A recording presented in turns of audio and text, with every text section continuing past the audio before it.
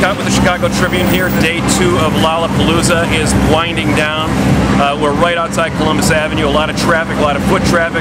Right behind us, Ben Harper is wrapping up his set. The Yeah Yeah Yeahs are about to go on to close out the night. A big day of music here. Temperatures went up quite a bit today. Yesterday, as you recall, rainy first day of Lollapalooza. Today, the heat was in force. But I have to say, despite a capacity crowd of 75,000, it seemed to be a well-managed festival.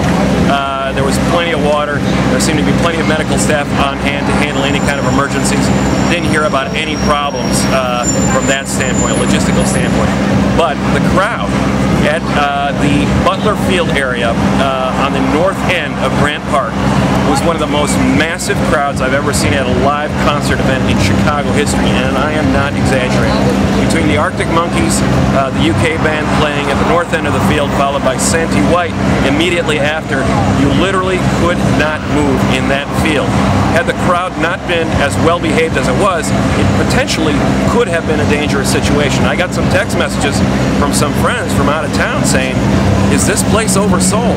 And I have to say, in the north end of the field today, for a few minutes there, it sure looked like it. That's because a lot of people were not at the south end of the field seeing Coheed and Cambria. Everybody was up at the north end for Arctic Monkeys and Santi White, and they delivered stellar sets today. The other stellar set up at that end of the field today was TV on the radio. They're sort of doing a victory lap after that record they put out in 2008, one of the best records of that year. They've come through town now for the second or third time. They've got this set down to a science. I have to say, an explosive art rock band. They bring the visceral element to art rock that is often so lacking in that art form. I can't say the same about Animal Collective. Here's a band that's trying to do a combination of DJ beats combining with the improv aspect of the jam band scene. What they're missing is the songs. They literally played for about 30 minutes tonight where I was waiting, is the song ever actually going to start tonight? Never got a sense of any kind of structure, just a series of live loops basically, revving up the crowd but really going nowhere. Really disappointing on that big field at the south end of Grant Park that they couldn't do more with that opportunity, because Merriweather Post Pavilion, the record they put out earlier this year, is one of the best records of the year. They certainly did not capitalize on that triumph.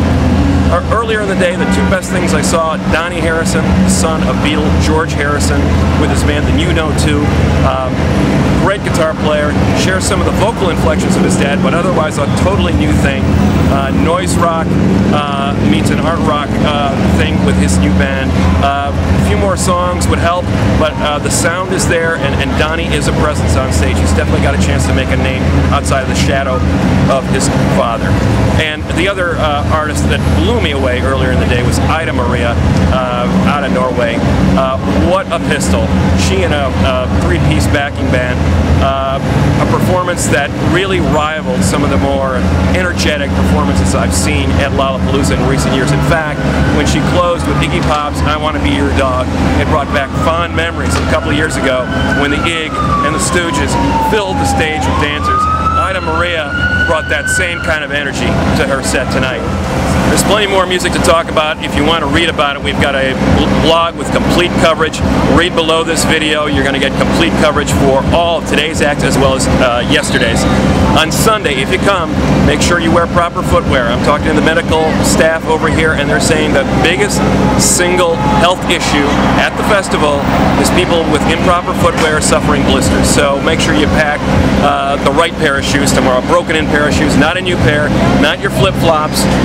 Wear gym shoes that have been well broken in, and bring plenty of water. Heat index on Sunday predicted to be over 100 degrees. We'll see you on a very hot and muggy Sunday at Lollapalooza.